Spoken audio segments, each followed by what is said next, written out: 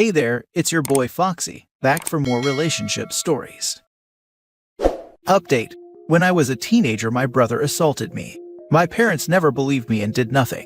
Now they demand me to save my father and apologize to my brother. Original post. When I was a teenager, my brother violated me.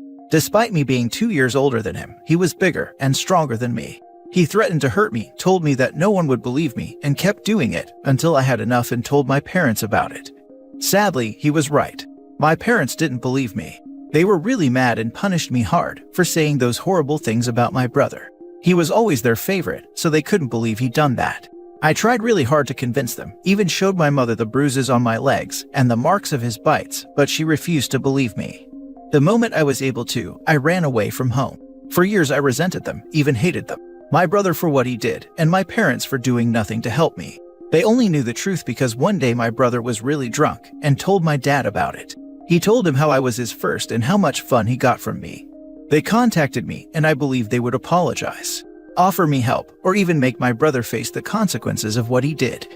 But no, my mother's idea was that everyone must admit we all do wrong, we all made mistakes, and forgive each other for everything, so we could keep that in the past and became a happy and united family again. I left them and never talked to them again. That's the moment I decided they were not my family anymore. Now in the present, after several years, lots of struggles, and a long time in therapy, I'm finally having a happy life. I'm married to a wonderful man and aiming to someday start a family with him. Then recently my mother found me. My father is sick and his liver is failing and needs a new one. My mother knows that my blood type is the same as my father's, so she reached me to do a test so I could donate my liver to him. I told her no. I just can't. Not to him, not to any of them. She said that I owe him that at least, that I was being an ungrateful daughter, that he is my father, and that's the least I can do for the family. That I have no right to be so spiteful for a silly teenage mistake, and I was killing him in saying no. I tried to stay strong, until one day my brother contacted my husband.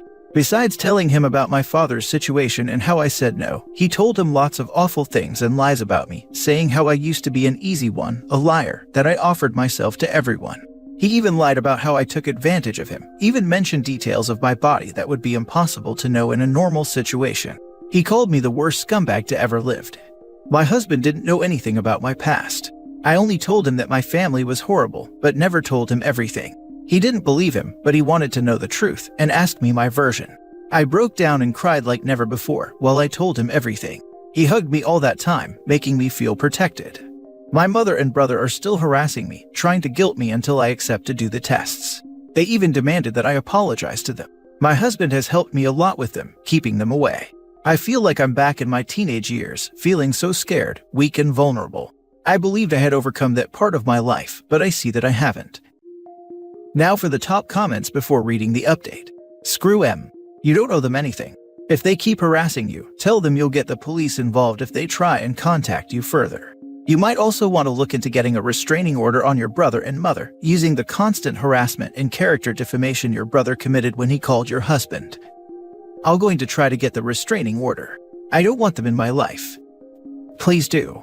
Cutting off and out the cancerous parts of the family by any means necessary is never a bad idea and will only make your life and mental health better. Interesting. Let's see how much your mom is willing to forgive you, despite your justified refusal to help your father. She would never do something like that. I'm still the villain of her story, the one who tried to destroy the family and refused to do the right thing. They refused to do the right thing when they refused to help you from being repeatedly violated. As you said, they aren't family, any more than a tumor is your family. Screw them, protect yourself. I'm sorry you didn't have a father who would protect you. I'm sorry you didn't have a mother who would nurture you. I'm sorry you didn't have a brother that would look out for you. Your husband and anyone else you choose is your family now. I hope you get the love you were denied as a child. Thank you so much. Indeed, my husband and the ones I choose are all the family I need. Your family is a flaming bag of crap. Contact your cell phone provider and see if they can block their numbers permanently and or take out a restraining order against them. Your family is who you consider family. Blood relation no longer means family from the moment they refuse to listen and disrespected your boundaries. You don't owe them anything and don't have to do anything you don't want to. As others have mentioned, keep track of their harassment and install cameras in your home if you haven't done so already. And now for the update. I want to thank all of you. These last few days have been terrifying. Lots of things happened and I don't know where to start. I felt weak and defenseless, and I was about to break down multiple times. But all your support helped a lot, helped me to comprehend I'm not the monster here, that they had no right of anything from me. Having people telling me almost every day that they are the evil ones, and the support of my husband had made me stay strong. I don't know how to say thank you enough to all of you. After reading your comments, I tried to take all your advice. I asked to talk with them, to get information and maybe some recordings. My husband stayed at my side all the time, something that my mother hated, saying multiple times that he had nothing to do there, that this was only family issue, that she doesn't recognize him as my husband, because we never married on their community's church. But I told them he is with me, even if they don't like it. They weren't lying, my dad is dying, and it's way worse than I thought. He needs my liver soon, and apparently I was their last option. They believed that I would bend and do anything they ordered the moment they contacted me, just as I used to when I was a child, but not anymore. As some suggested, I started to record every conversation with my phone. I tried to make them admit about what happened and their role in it, because as some told me to, I investigated, and what my brother did to me does not prescribe.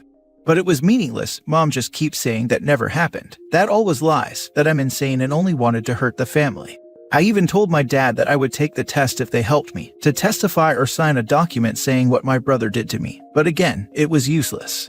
Mom keeps saying that never happened and I was lying, and Dad, he acted like I insulted him, saying things like, "How I dare you try to extort them with something like that, that I should be ashamed for everything I did to them, and that I should be the one kneeling in front of them, begging for their forgiveness, and offering everything I had to save his life." After everything that happened, even in that situation, they still believe I'm the problematic child they always claimed I was, that they still had authority over me, and that I owe them this. I was done after that. I told them I'm not doing that they have no right to ask me anything, that I don't consider them my parents since they enabled my brother to do that to me. My husband and I left them. But on the way to the car, my mother followed us, yelling at me for killing my own father. She even quoted the Bible saying that I should obey my father and mother, but looks like I wanted to add another sin to my list. Since then, the harassment became worse. I'm getting called every day, lots of awful texts, calling me selfish, calling me murderer. I tried my best to keep and look strong, but I had been breaking down in tears every day in the shower. It still hurts. We tried for the restraining order, but it's going to be stupidly slow, as they don't believe I'm an immediate risk. And because it's December and people don't do much on these days. But my breaking point was 2 days ago, when my mother called again. I take all the calls and record them, to try to have something that will help me in case she says something or admit what my brother did. But this time she went right to hurt me. She always knew how to hurt me, what buttons press. She told me lots of awful things, like how they told everyone in their community that I ran away because I was an addict and became a prostitute, that I was a shame, that I will burn in hell for killing my father, for lying and turning my back to the family. She told me how I was damaged goods, that no one would ever really love me for not being pure, that man I call my husband would use me, get bored, and leave me as the trash I am, and that every man would do the same. She kept on it for 30 minutes. I tried to reply at the beginning, make her say something, make her to commit a mistake, but at some point it was too much. I couldn't stand anymore and break. My husband found me on the floor. I was a crying mess, shaking. I tried to be strong, to face them, to maybe find some justice for what he did, but I couldn't take it anymore. I'm just not that strong. He hugged me while I cried. I begged him to never leave, to love me, to take me away from there. I didn't want to know anything about them. He let me cry and supported me until I fell asleep. I don't know how he did it, but I woke up in bed. It was 4 a.m. when I woke up, and he was still awake taking care of me. I told him that I couldn't do it anymore. I can't stand against this, the transplant, trying to make my brother pay. I was done and just wanted to escape. He told me that we would do anything I wanted, as long as I was safe and happy. Yesterday he came to me and asked me if I really meant what I said about an escape. I told him yes, I wanted to just get out, turn off my phone, and to not think about any of this, so I was impatient for our trip as every year we stay with his family for Christmas and New Year. His family is amazing and those days are super fun. Well, he said that we could have little vacations before our vacations. He said that after a little research, he got us a trip to Las Vegas and Disney. He got everything ready, only needed to confirm, so he was asking me if I really wanted to get out. I was shocked. I freaking love Disney and always wanted to go to Disneyland. I wanted to say yes, but how are we going to pay it?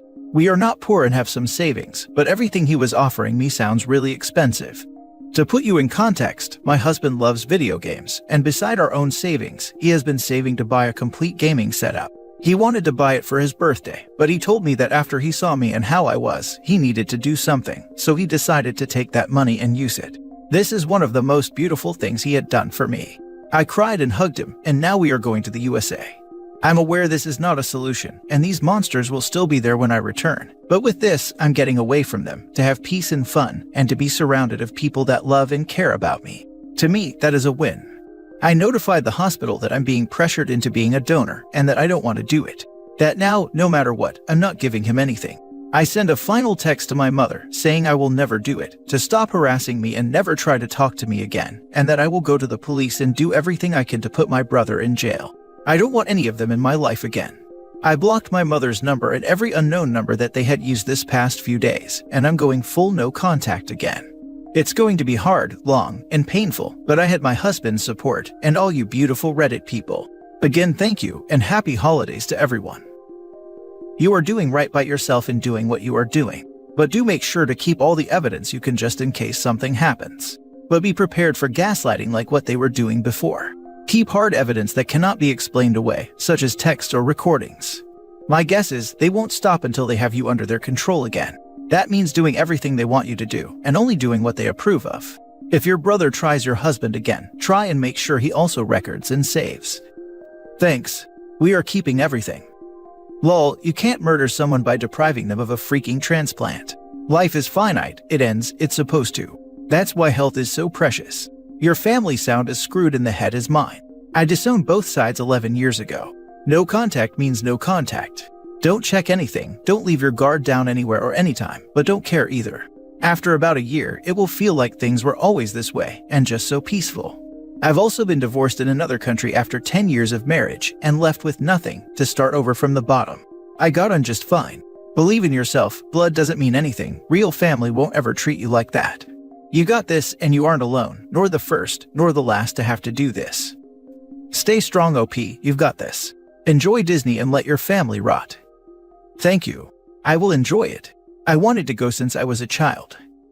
While in Vegas, send a video of you doing shots, and then block them in every aspect you can. They really reap what they sow. Besides, I'm sure your father is in need of a better liver, and not from some cheap woman as they like to say. That would be a great idea, but I don't want to have any type of contact with them at all. Now for the last story. My wife and son blame me for my oldest son's death. 10 years ago, my oldest son started a job working the graveyard shift. He was 20 years old. He was having trouble staying awake on his drive home from work in the mornings. So he came to stay with me because I lived closer to his job, because he still had 2 weeks before he moved into his new apartment real close to his job. After about 4 days of him staying with me, I forgot about him having trouble staying awake on his drive home in the morning. I had gotten an all-inclusive ticket to a baseball game, and I was taking my youngest son and all his friends. When I came home from work that day, I was excited about the game and I wasn't thinking. I woke up my oldest son out and asked him if he wanted to go to the game. He looked at me crazy and then got up to go to the restroom without saying anything. His mother walked in at that time and saw him and said, "Boy, what are you doing up?" My son replied, "Some fool woke me up." We went to the game, and that next morning when I was at work at 8:17 a.m., my son had fallen asleep and went head-on into an 18-wheeler and killed. My wife and youngest son knew about me waking him up, and they held it against me. Within 2 years, my son had moved off for college, and my wife divorced me. For 10 years, I've been living with this debilitating guilt and self-loathing. It has ruined my life. I'm on medications for severe depression and PTSD. I lost my business, my house, my wife, both my sons, my health, and my dog. I sit here 10 years later still suffering from that eventful day. Every day I hear the words, "Some fool woke me up." Every day I see his burned-up body and images in my head. I recently wrote this article for another sub, and got a lot of good advice. I haven't seen or talked to my wife and son except a handful of times in the past 10 years. I'm thinking about confronting them, even now that I'm divorced and my son is married with a kid that I've never met. I need some type of closure so I can finally heal. How do I confront them and try to get them back in my life? Or should I just let sleeping dogs lie? I really miss my younger son and want to be a part of my granddaughter's life. Now for the top advice. Oh wow, I'm incredibly sorry to hear about this heartbreak. I can't imagine. Truthfully, it seems as if your ex-wife and younger son were looking for answers and for someone to blame, and you unfairly became that person. I'd be willing to bet your older son had sleeping issues outside of you asking him to a game, and living the rest of your life blaming yourself is doing absolutely no one any good. You deserve a life as well. Have you or are you in therapy to address some of these issues? As for your ex and son, I'd focus on your son. See if he's open to a conversation. Tell him how much you miss him and how you want to be in his life. Start small and see if he's open to the idea of it. You all lost a family member that day, and I'm so sorry your loss continued. Yes, I spent several years in counseling and saw a psychiatrist. It helped some, but the depression always came back. I have learned to live with it, but I want my son back in my life. I'm just not sure how to do it. You just start. Reach out to him by email, letter, or message on social media, whichever you have access to. Just start by being honest about how much you miss him and ask if he'd be okay talking and maybe reconnecting. I have messaged him dozens of times in past years. When I found out about medical school, when I found out he got married, when I found out he bought a house, had a child, and on and on. He never answers me back. Oh my god, OP, my heart breaks for you.